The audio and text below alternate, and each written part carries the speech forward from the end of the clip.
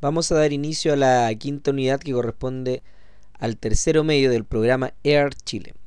El tema que se trabajará en esta unidad es el tema de los descubrimientos geográficos que se producen hacia el siglo XV y también al final veremos qué ocurrió con los descubrimientos que se van a desarrollar hacia el siglo XVIII.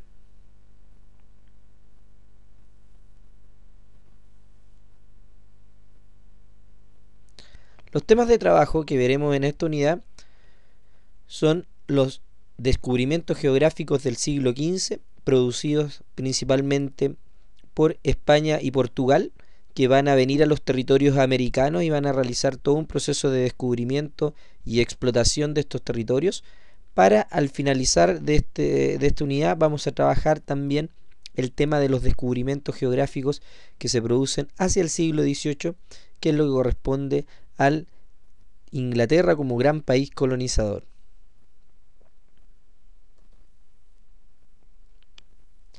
Los descubrimientos geográficos del siglo XV están marcados principalmente por lo que es todo lo que tiene que ver con gran parte del proceso de la Edad Moderna y de inicios de la Edad Moderna.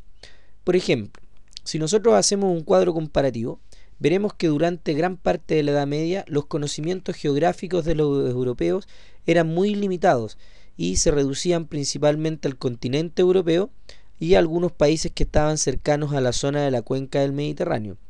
Durante la Edad Media se van a producir hechos importantísimos, como por ejemplo las cruzadas, que fue un conflicto que se produce entre religiones, el cristianismo en contra de las religiones musulmanas, y se empezaron a pelear los territorios del mar Mediterráneo.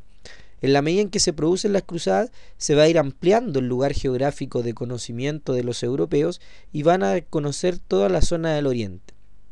A este proceso de las cruzadas también le podemos sumar otro proceso importantísimo que va a ayudar a que el conocimiento geográfico sea un poquito más amplio durante la Edad Media. Por ejemplo, hacia el siglo XIII, un gran navegante italiano, Marco Polo, viaja por gran parte de China, ¿no es cierto?, y empieza a extraer desde allá una gran cantidad de información de tipo geográfica. Por lo tanto, la primera gran idea que tú tienes que tener es que antes del siglo XV, es decir, antes de la Edad Moderna, los europeos conocían principalmente toda la zona de la cuenca del Mediterráneo, es decir, los países que estaban cercanos al Mediterráneo, en la zona del norte de África y algunas zonas del Medio Oriente.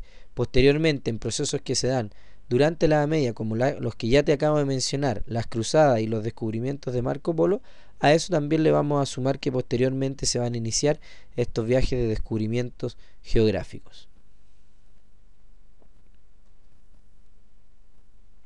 Por ejemplo, si nosotros vemos el conocimiento de la geografía medieval, no era más que este mapa que está acá, es decir, gran parte de Europa, la zona de Siria, ¿no es cierto?, el Líbano, actual territorio de Israel. Este es un mapa obviamente que está actualizado. En esa época no estaban estos países, sino que lo que figuraba ahí eran los grandes reinos. Entonces, tú tienes Siria, el Líbano, Israel, Egipto, Libia, Argelia, toda esa zona norte de África, más toda Europa. Ese era como el conocimiento, ese era el mundo medieval. No habían grandes navegaciones, salvo la que hizo Marco Polo, hacia la zona de China, pero no había un gran conocimiento. Es más, durante esa época, durante la Edad Medieval, todavía no se conocía el continente americano. Tienes que pensar entonces que este mapa más o menos grafica lo que era el conocimiento geográfico que existía en la época. ¿Por qué se van a producir los grandes procesos de descubrimiento y conquista? Para toda causa o hecho histórico hay motivaciones, causas por las cuales se van a producir esas situaciones. Por ejemplo, una motivación económica es el comercio con Asia se hacía por mar y tierra y todas las mercaderías pasaban por muchas manos antes de llegar obviamente a la zona de Europa. En el caso de España, por ejemplo, la península ibérica. Por lo tanto, cada una por las manos que pasaba quería dejar su ganancia, por lo tanto vendían cada vez más caros los productos. Es decir, desde que salía de la zona de Asia, de las mercaderías del Oriente, ¿no es cierto?, las sedas, especies, la sal, condimentos, cuando salían de allá salían a un determinado precio, pero cuando llegaban finalmente al destino en la península ibérica, en España o Portugal, ahí ya el precio era mucho más elevado por todas las manos de los comerciantes que había pasado. Por lo tanto, una de las motivaciones es el tema económico. conocer nuevas rutas que le permitieran llegar a las especies de Medio Oriente sin pasar por tantos intermediarios.